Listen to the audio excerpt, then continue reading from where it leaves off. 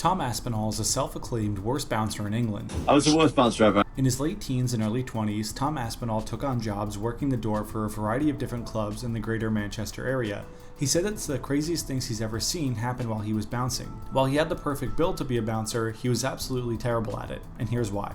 One time, Tom witnessed two men fighting. Instead of stepping in, he said he just watched it unfold. In the midst of the fight, he saw one of the men bite the other man's nose, took a chunk of it off, and swallowed it.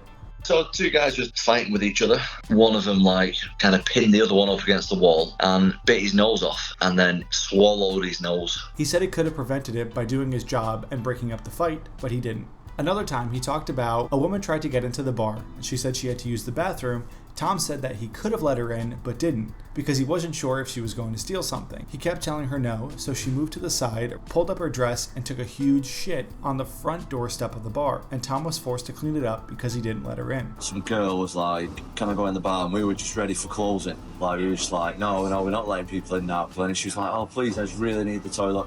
And I was like, no, we're not letting people in. She started getting aggressive and was like, she then pulled her dress up and had a shit. Finally, one night while working, there was a drunk man harassing his fellow bouncer. Instead of helping to break it up, he left the bouncer to his own devices. The other bouncer swept the drunk man's feet from under him, and the man hit his head and got put into a coma. The other bouncer was thrown into jail. The bouncer was actually trying to not fight with him, and eventually he just gripped him and just swept him, did like a judo sweep, didn't even punch him, and the guy banged his head on the floor and was in a coma, and the guy went to jail for it. Tom said he would have prevented the situation had he stepped in. If Tom is as good of a bouncer as he was a fighter, it's likely none of these things would have actually happened.